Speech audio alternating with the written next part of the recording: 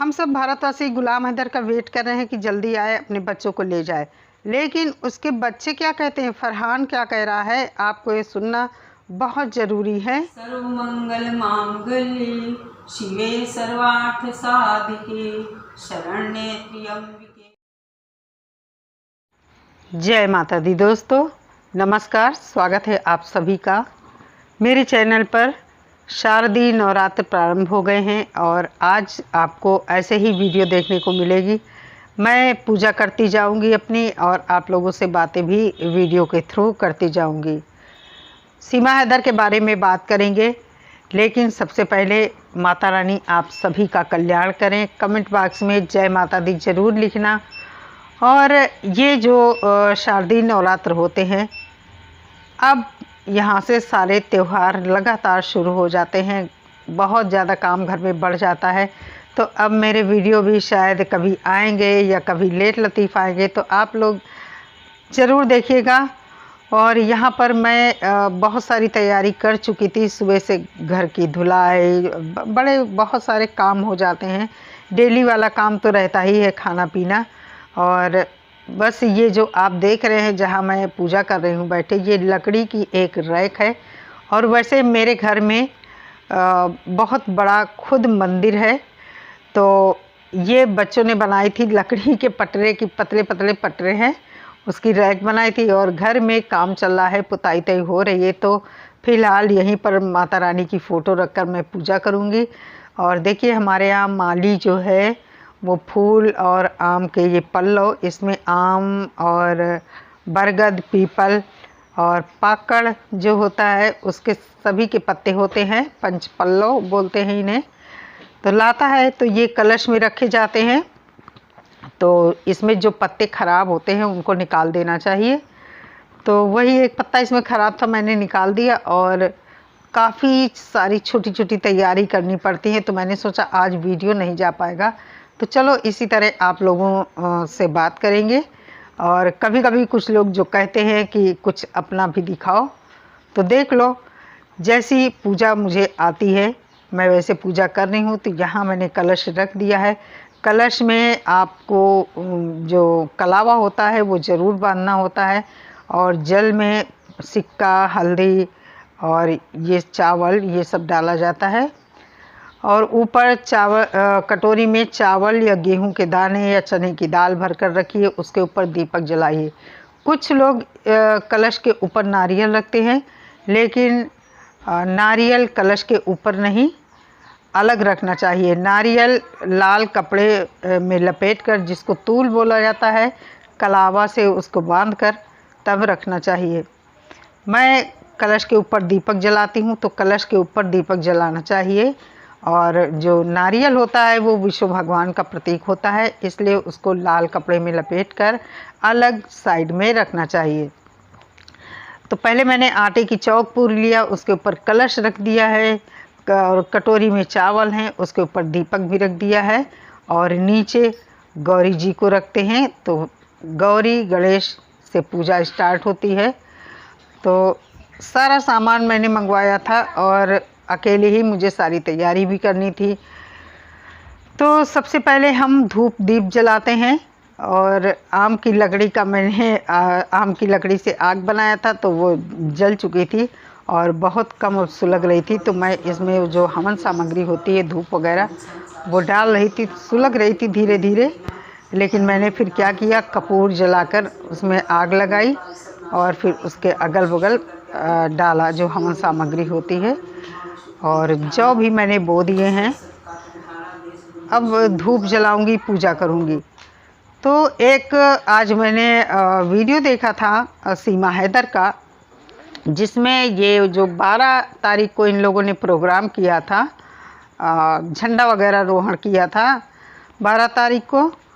उसमें जब बच्चे AP सिंह के पास बैठे हैं, वहाँ पर मनोज मस्ताना भी है, बच्चों से पूछ रहा है, फरहान से पूछ रहा है कि तुम क्या बनना चाहोगे। तो वो कहता है मामा की तरह मैं बनना चाहूँगा वकील, यहाँ पर बोल रहा है। और बच्चे सीमा हैदर की तरफ लगातार देखते हैं। बेटी जैसा कि उनको सिखाया गया वो बोलती है मैं टीचर बनूँगी। इस तरह की बातें। जब मनोज मस्ताना ने पूछा, ये सब पहले से ही इन लोगों का फिक्स होता है, तय होता है कि क्या बच्चों से पूछना है मीडिया के सामने, बच्चों को पहले से ही सिखा रखा होता है। और अब जैसा कि आप लोग जानते हैं 15-16 महीने हो गए हैं, बच्चों के दिमाग में इतना भर दिया गया है कि तुम्हारा बाप अब यही सचिन है और हैदर तुम्हारा कोई नहीं है। कहने का मतलब मासूम बच्चे, बच्चों को जैसा बताओगे बच्चे वैसा ही बोलेंगे। फरहान कह रहा है कि जब मनोज मस्ताना ने पूछा कि हैदर तुम्हें लेने आ रहा है तुम्हारा पापा, तो कहता है किससे पूछकर पापा बोला, ऐसा कुछ बोल रहा है वो। तो कहने का मतलब बच्चों के दिमाग में कितना ज़्यादा नफ़रत हैदर के प्रति भर दी गई है कि बच्चे उसको बाप मानने के लिए शायद तैयार ही नहीं हैं। कभी कभी मैं सोचती हूँ कि अगर हैदर भारत आया और बच्चों से उसकी मुलाकात कराई गई, तो बच्चों ने अगर कह दिया तो फिर क्या भारत सरकार बच्चों को नहीं जाने देगी हैदर के साथ। देखिए, ये अक्टूबर, नवंबर और दिसंबर, ये 3 महीने बहुत अहम है सीमा हैदर केस में, क्योंकि अब लगातार सीमा हैदर के केस की तारीखें लगी हैं और हैदर को वीज़ा अब भी नहीं मिल पाया है। तो क्या भारत सरकार ने अपना रुख कुछ बदल दिया है, या सीमा हैदर को जेल नहीं जाना पड़ेगा? अब हैदर को वीज़ा ना देने का आखिर क्या बड़ा कारण है? क्योंकि जब भारतीय कोर्ट ने हैदर को बुलाया, फिर हैदर को वीज़ा क्यों नहीं मिल रहा है? वीज़ा किसी को नहीं मिल रहा है जैसा कि सुनने में आ रहा है। और कहीं ना कहीं ऐसा लगता है, सोशल मीडिया पर भी बातें होती हैं और मुझे भी ऐसा लगता है, हो सकता है भारत सरकार इसको यहाँ ज़्यादा दिन ना रखे और डायरेक्ट डिपोर्ट कर दे। डिपोर्ट करने के मूड में हो सरकार को या कोर्ट को। ऐसा लगता हो कि इतने सारे इसके केस लगे हैं, तो केस अगर चलेंगे तो बहुत टाइम बीत जाएगा और ये अवैध तरीके से यहाँ कब तक रहेगी। तो शायद सरकार और कोर्ट आपस में दोनों की बात सहमति हो कि इसको डायरेक्ट डिपोर्ट कर दिया जाए। तो ये तो अभी कुछ इस तरह की न्यूज़ आ रही है और मोमिन मलिक जी भी खामोश हैं, इस बारे में कोई बात नहीं बता रहे हैं। तो अपने आप हम सब आइडिया लगा रहे हैं या कुछ सोशल मीडिया पर सुनने को मिलता है कि ऐसा हो सकता है डिपोर्ट कर दिया जाए डायरेक्ट, क्योंकि सीमा हैदर आई है उसके बाद से हमने कितने केस सुने हैं। कोई राजस्थान में आई है, कोई आदमी पकड़ा गया है, कोई कहीं पकड़ा गया, अभी एक बांग्लादेश से आ गई है। तो इतने सारे केसेस ये हो रहे हैं, तो एक बहुत चिंता का विषय है हमारे देश की सुरक्षा को लेकर। और हमारी सरकार को चाहिए, हमारी गवर्नमेंट को चाहिए कि बॉर्डर सिक्योरिटी पर विशेष ध्यान दे, क्योंकि अगर यही होता रहा सब कुछ तो फिर बड़ी मुश्किल होने वाली है।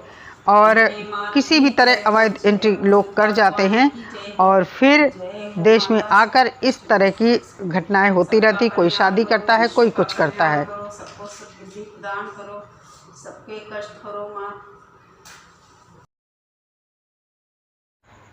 तो हमारी पूजा हो गई है और पूजा का एक ये विधान होता है कि आपको जितना जो भी आता हो आप अपने हिसाब से कीजिए। मन में सच्चा श्रद्धाभाव होना चाहिए। भगवान सिर्फ और सिर्फ भाव के भूखे होते हैं, वो आपसे कुछ नहीं चाहते हैं। और जो आपको खुद हर चीज़ देता है, आपकी खुद रक्षा करता है, आपका खुद संरक्षक है, उसको आप दे ही क्या सकते हैं। तो बस पूजा अर्चना कीजिए और भगवान पर पूरा भरोसा रखिए। मुझे भी माता रानी पर पूरा भरोसा है कि गुलाम हैदर के साथ वो अन्याय नहीं होने देंगी। और 4 मासूम बच्चों के जीवन का सवाल है, उनके फ्यूचर का सवाल है। तो बच्चों को कुछ ऐसा सरकार हमारी करेगी ताकि बच्चों का फ्यूचर ना ख़राब हो और एक बाप के साथ अन्याय भी ना हो। तो आरती हमारी हो गई है और आरती करने के बाद आरती को आचमन कराना बहुत ज़रूरी होता है। तो चलिए इस वीडियो का यहीं पर समापन करते हैं। माता रानी आप सभी का कल्याण करें, सभी के घर परिवार में सुख समृद्धि प्रदान करें और आप लोगों का स्वास्थ्य अच्छा रहे, आपके बच्चे नेक रास्ते पर चलें और हम सब सुखी व संपन्न रहें, स्वस्थ जीवन यापन करें। यही मेरी माता रानी से कामना है। जय माता दी।